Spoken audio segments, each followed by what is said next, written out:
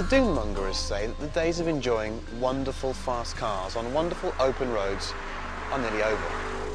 But then you wake up on a wonderful day like today and you find a sublime road like this, and most of all, you get a collection of amazing machinery like this, and you think to yourself, there must be some life in this supercar game yet.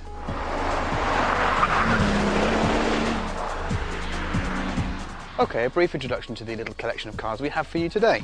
The Bugatti Veyron, 987 horsepower, £837,000, need we say any more?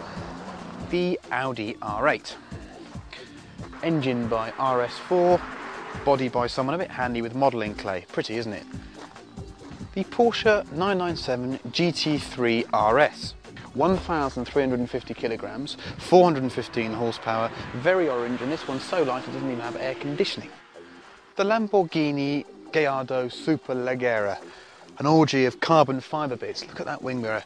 But someone seems to have taken the baffles out of the exhaust because you can hear it about 400 miles away. And the Aston Martin DB9 Sport Pack, British V12, very pretty.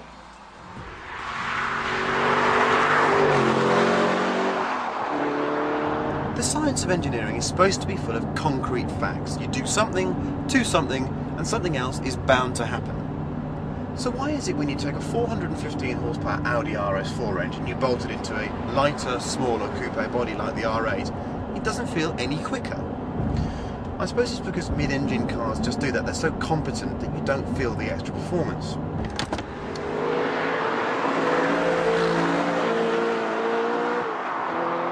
The R8 is a very special piece of kit. It has an exceptional ride. The engine feels just as special here. It revs like a complete nutcase, but it has great mechanical refinement and it sounds fantastic. One word of warning for all current 997 owners as well. Don't come looking at the interior of this car because you will die of jealousy.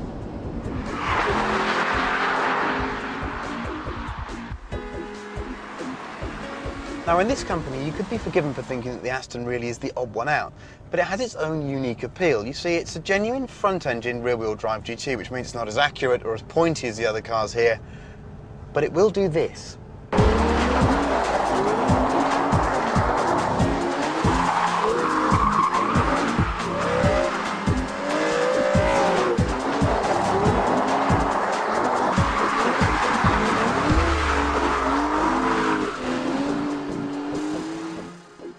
It's an incredibly controllable car, you see. You can drive it on the throttle. In the wet, it's an absolute hoot. It's very refined, it's very civilised, it's very beautiful. It could be one of the best cars Aston makes. It's mostly forgotten, and we really, really like it.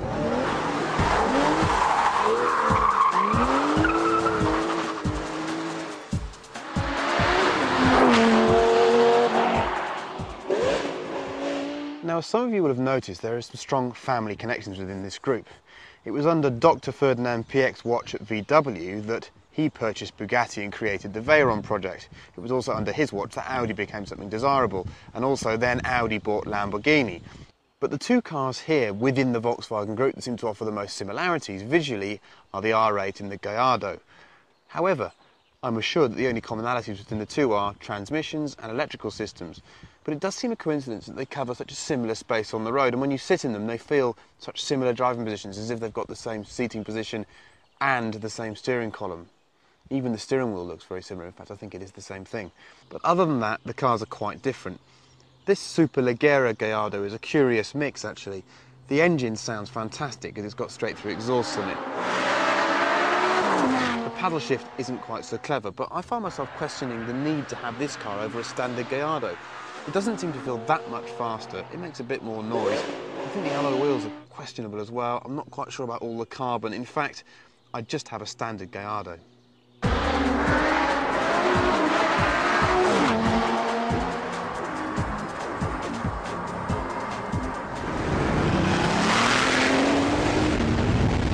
A small amount of science now, just to show you how much faster a Veyron is than a normal car.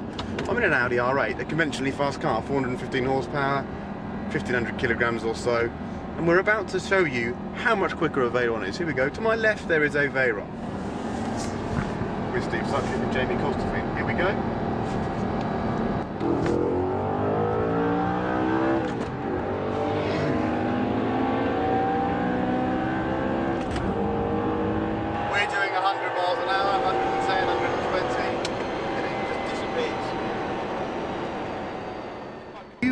R8 driver out for a blast and you came away from your motorway toll quickly and saw one of those, you'd feel about 4 years old.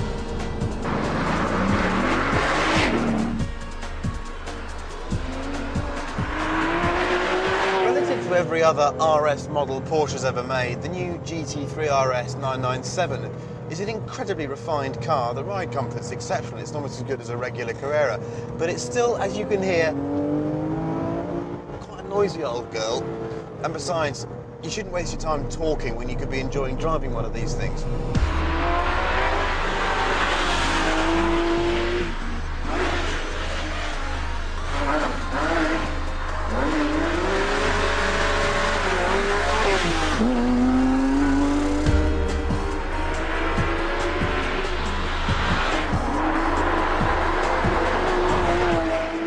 The 911's always been a complicated kind of soul, and this GT3 RS model's no different. You see, on the one hand, it's one of the most focused cars here. It's got cut tyres, a roll cage, bucket seats.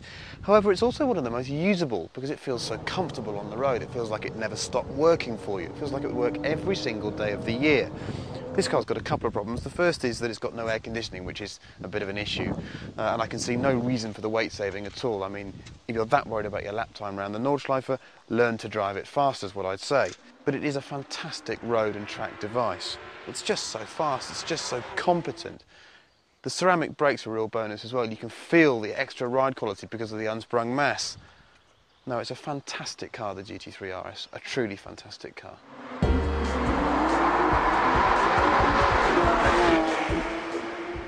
There are no winners and losers in this test. They're an exceptional bunch of cars that do exceptional things.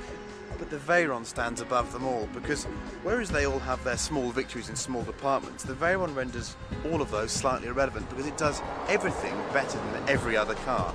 It's faster, it stops better, it goes round corners better. You could accuse it of being a little bit aloof, but so what? It's an engineering achievement. Bugatti set out to create the ultimate supercar, and it has created the ultimate supercar. The Veyron doesn't really do oversteer and understeer, it just goes, it does, it goes round corners, it goes down straights, it stops. It does it in comfort, it does it with, I think, considerable style. It is, I think, the most incredible motor car ever made.